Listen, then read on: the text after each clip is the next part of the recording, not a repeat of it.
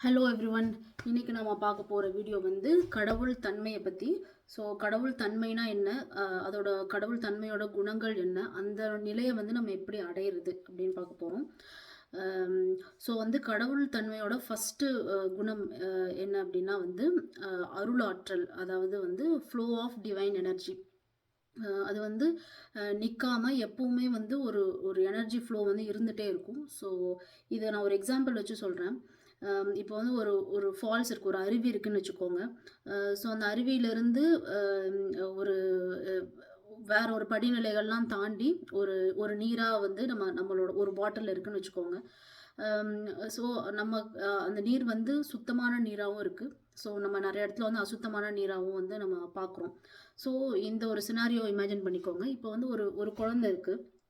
So அந்த குழந்தை வந்து அவங்க அம்மா கிட்ட வந்து பேசுகிற ஒரு கான்வர்சேஷன் மாதிரி இமேஜின் பண்ணிக்கோங்க. ஸோ வந்து அவங்க அம்மா வந்து அந்த குழந்தைகிட்ட சொல்கிறாங்க, இந்த இந்த நீர், இந்த சுத்தமான நீரும் அசுத்தமான நீரும் வந்து அந்த அருவியிலேருந்து தான் வந்திருக்கு அப்படின்னு சொல்லி அந்த குழந்தைகிட்ட சொல்கிறாங்க.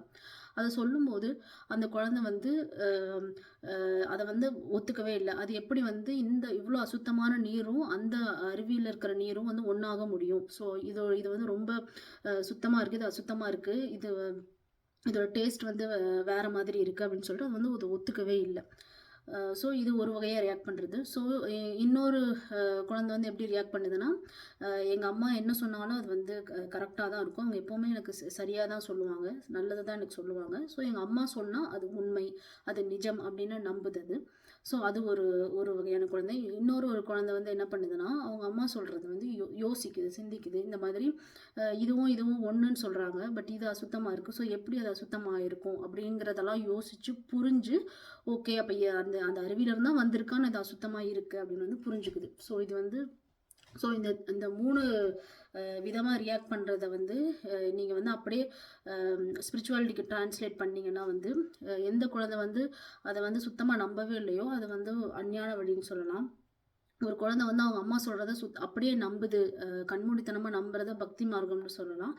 அண்டு அந்த ஒரு குழந்தை வந்து தானாக புரிஞ்சுக்குது இல்லை. ஸோ நிறைய விஷயங்களை பார்த்து தெரிஞ்சு புரிஞ்சுக்கிறது வந்து ஞான மார்க்கம்னு சொல்லலாம். ஸோ இதான் 3 வழி. ஸோ இப்போ அந்த அருவியோட ஒரு ஒரு பாயிண்ட் ஆஃப் வியூலேருந்து நீங்கள் பார்த்தீங்கன்னா, அந்த அந்த அருவி வந்து அந்த நீரை வந்து எப்படி பார்க்கும்?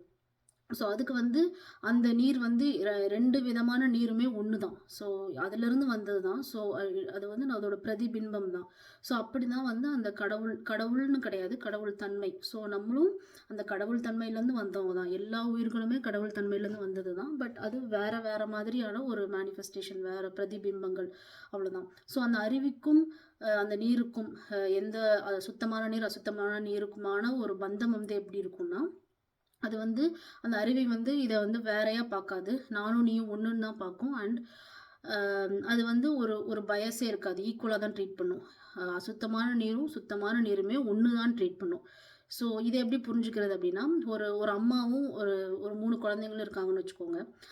ஸோ அதில் ஒரு குழந்தை வந்து ரொம்ப அறிவான குழந்தை, ஒரு குழந்தை வந்து ரொம்ப ஒரு முட்டாளான குழந்தை, ஒரு குழந்தை வந்து அவங்க அம்மா சொல்கிறது எதுவுமே கேட்காத ஒரு ஒரு குழந்தை. நான் இது எக்ஸாம்பிள் வந்து புரியறதுக்காக வந்து சொல்கிறேன். ஸோ இதை வந்து நீங்கள் அந்த அம்மா குழந்தை வந்து எப்படி எடுத்துக்கணுன்னா, அந்த அம்மா வந்து இப்போ நமக்கு கோவம், பொறாமை எல்லாமே வரும். ஸோ அதெல்லாம் இல்லாமல் ஒரு ஒரு ஒரு சாந்தமான நிலையில் இருக்கும்போது இருக்கிற அந்த உள்ளேருந்து நமக்கு தோன்ற உணர்வுகளை வச்சு நீங்கள் இதை வந்து எடுக்கணும். ஸோ அந்த அம்மா வந்து அந்த 3 குழந்தைகள் வந்து எப்படி பார்ப்பாங்க? அவங்க 3 பேரையுமே வந்து ஒன்றா தான் பார்ப்பாங்க. ஒருத்தர் முட்டாளாவோ இல்லை சொல்கிறத கேட்காமலோ இருந்தாலுமே வந்து அந்த அம்மா அவங்களுக்கு கொடுக்குற அன்பு, அந்த அன்பு வந்து குறையாது.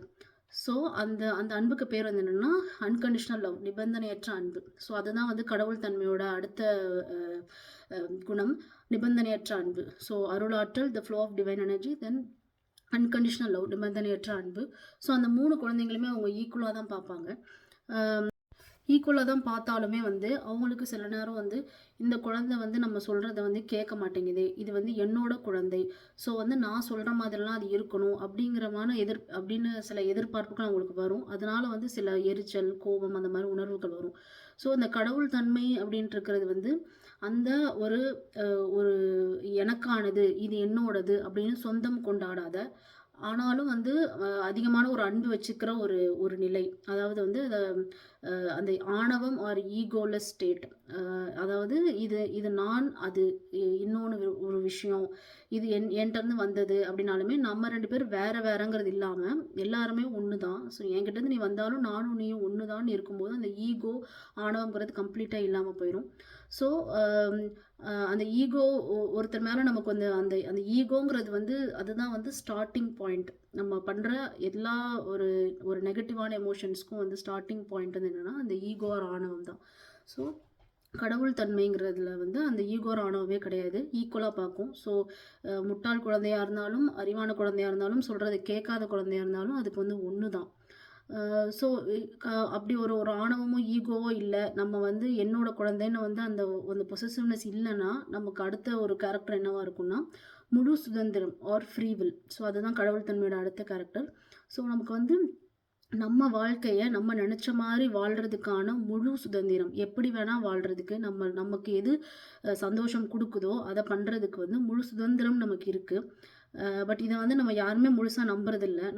இதை வந்து நம்ம எப்படி எடுத்துக்கிறோன்னா எல்லாமே வந்து வேற யாரோ எங்கேருந்தோ டைரக்ட் பண்ணுறாங்க, நம்ம வந்து ஜஸ்ட்டு அதை வந்து ஆக்ட் தான் பண்ணுறோம் அந்த மாதிரி எடுத்துக்கிறோம். ஸோ இதை வந்து அது எதனால நம்ம எடுத்துக்கிறோன்னா so then comes the karma. So கர்மாங்கிறது என்னன்னா, ஸோ இப்போ கடவுள் தன்மைங்கிறது கம்ப்ளீட் ஃப்ரீ வில் அண்ட் சுதந்திரம் கொடுத்துருது. பட் இப்போ வந்து இப்போ நீங்கள் இருக்கீங்க, உங்களோட குழந்தை இருக்குன்னா ஒரு முட்டாளான குழந்தையோ இல்லை நீங்கள் சொல்கிற பேச்சு கேட்காத குழந்தையா இருக்கும்போது நீங்கள் என்ன நினைப்பீங்க? ஒரு அம்மாவா ஒரு ஒரு ஒரு அப்பாவா நீங்கள் என்ன நினைப்பீங்க? அந்த குழந்தை வந்து அதுவும் அறிவான ஒரு குழந்தையா மாறணும், அதுவும் என்ன மாதிரி மாறணும் அப்படிங்கிற ஒரு ஆசை இருக்கும். ஸோ கடவுள் தன்மைக்கு அந்த ஆசை இருக்குது. எல்லாருமே அந்த மாதிரி ஒரு நல்ல ஒரு நிலையில் இருக்கணும், நிம்மதியான நிலையில் இருக்கணும். கடவுள் தன்மைக்கு இருக்கிற அந்த அந்த குணங்கள் வந்து எல்லாருக்கும் இருக்கணும், எல்லா உயிர்களுக்கும் இருக்கணுங்கிற ஆசை இருக்குது. ஸோ அதனால் வந்தது தான் வந்து இந்த இந்த கர்மா. அது எதனால் வர்றதுன்னா கடவுள் தன்மைக்கு இருக்கிற ஒரு ஆசைனாலையும் நம்ம மேலே இருக்கிற அரவணைப்புனாலையும். ஸோ அடுத்த கேரக்டர் வந்து அரவணைப்பு, ஆசை. ஸோ அதனால் வந்து நமக்கு வந்து கர்மான்னு ஒன்று இருக்குது. ஸோ அந்த கர்மாங்கிறது வந்து நம்ம வந்து அது ஒரு தண்டனையாவோ ஒரு பனிஷ்மெண்ட்டாவோ அதை பார்க்கக்கூடாது.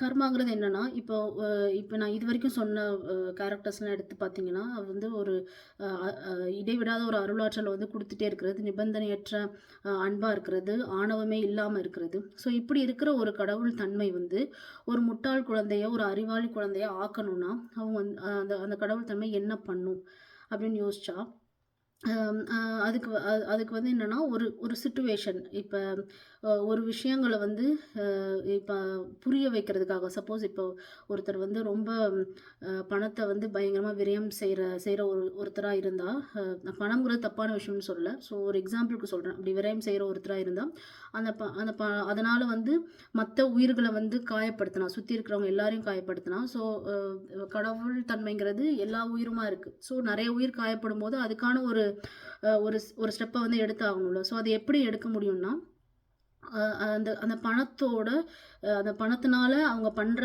மற்றவங்கள ஹர்ட் பண்ணுற விஷயங்களை வந்து புரிய வைக்கணும். ஸோ அந்த புரிய வைக்கிறதுக்கு எப்படி புரிய வைக்க முடியும்?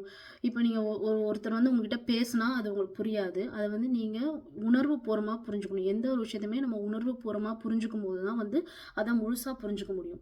ஸோ உணர்வு பூர்வமாக புரிஞ்சுக்கிறதுக்கு ஒரே வழி வந்து நமக்கு அதுக்கான ஒரு சந்தர்ப்பங்களும் சூழ்நிலைகளும் அந்த சிச்சுவேஷன்ஸை வந்து ஏற்படுத்தி கொடுக்கணும். ஸோ அதுதான் இந்த கர்மா. ஸோ ஒரு விஷயங்களை பற்றி எந்த ஒரு விஷயத்தையும் வந்து நீங்கள் முழுசாக புரிஞ்சுக்கிறதுக்காக ஏற்படுத்தினதான் இந்த கர்மா. ஸோ எப்போ நீங்கள் ஒரு விஷயத்தை வந்து கம்ப்ளீட்டாக புரிஞ்சுக்கிட்டீங்களோ அந்த கர்மா, ஸோ அந்த சிச்சுவேஷன் உங்களை விட்டு போயிடும்.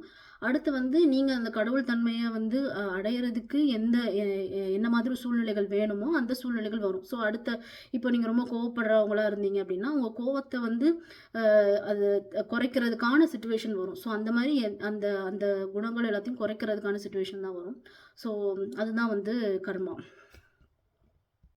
ஸோ அடுத்த குவாலிட்டி வந்து என்னென்னா மன்னிப்பு, ஃபர்கிவ்னஸ். ஸோ இந்த மாதிரி இப்போ உங்களுக்கு ஒரு ஃப்ரீ வில்லும் இருக்குது, ஸோ கர்மா சிச்சுவேஷன்ஸும் இருக்குது. ஸோ அந்த சிச்சுவேஷன்ஸை நீங்கள் ரியலைஸ் பண்ணிட்டீங்க, நீங்கள் புரிஞ்சுக்கிட்டீங்கன்னா எப்போ ஒரு முட்டாள் குழந்தை வந்து அதோட முட்டாள்தனத்தை புரிஞ்சுட்டு அது வந்து அறிவான குழந்தையா மாறுதோ, அந்த நொடியே வந்து உங்கள கடவுள் தன்மைங்கிறது வந்து உங்கள உங்கள மன்னிச்சிடும்.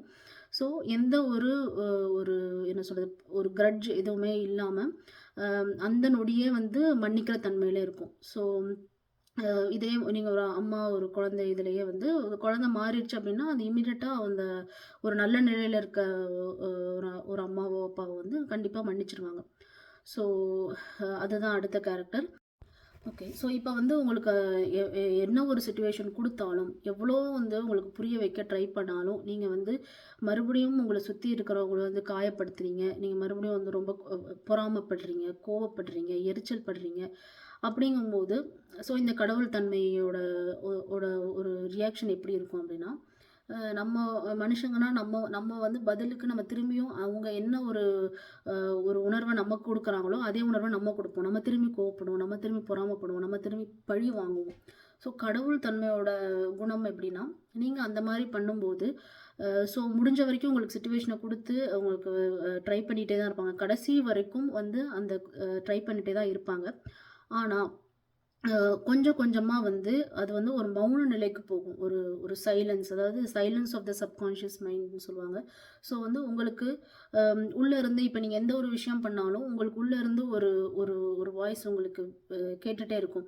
இத இத நீ பண்ணலாம், இத நீ பண்ணக்கூடாது. ஸோ அது வந்து உள்ளுணர்வு, இன்ட்யூஷன்னு சொல்லுவாங்க. ஸோ அந்த இன்ட்யூஷன் வந்து ஸோ அது வந்து கொஞ்சம் கொஞ்சமா கம்மியாகும். அது வந்து அமைதி நிலைக்கு போகும். ஸோ அது வந்து ஓகே, இவங்க வந்து இத கேட்க மாட்டேங்கிறாங்க. ஸோ இந்த சிச்சுவேஷன ஃபுல்லா இவங்க வந்து எக்ஸ்பீரியன்ஸ் பண்ணதுக்கு அப்புறமா, இவங்க இவங்க வந்து அத புரிஞ்சுக்குவாங்கன்னு சொல்லி அதுவரைக்கும் அது வந்து வெயிட் பண்ணும். ஸோ அது வந்து வெறுப்பு கிடையாது. அது வந்து வெறுத்து ஒதுக்குறது கிடையாது. அது வந்து அமைதியா இருக்கிறது.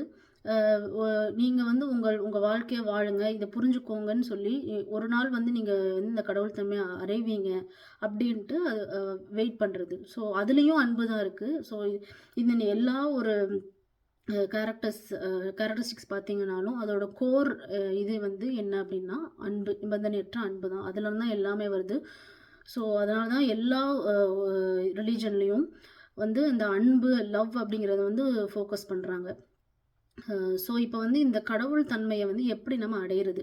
ஸோ இந்த எல்லா கேரக்டர்ஸுமே வந்து இது நீங்க பார்க்கும்போதே தெரியும். இது வந்து அ அ அடைய முடியாத, ரீச்சே பண்ண முடியாத ஸ்டேட் வந்து கண்டிப்பா கிடையாது. ஸோ இந்த கடவுள் தன்மைய எப்படி அடையிறதுங்கிறத நான் நெக்ஸ்ட் வீடியோல சொல்றேன். ஸோ நான் ஒண்ணா தான் வந்து இத வந்து ரெக்கார்ட் பண்ணேன். பட் டைம் கன்ஸ்ட்ரெயின்ட்னால நான் நெக்ஸ்ட் வீடியோல சொல்றேன். ஸோ அத பத்தி தெரிஞ்சுக்கணும்னா நீங்க இந்த நெக்ஸ்ட் வீடியோவ பாருங்க. Thank you.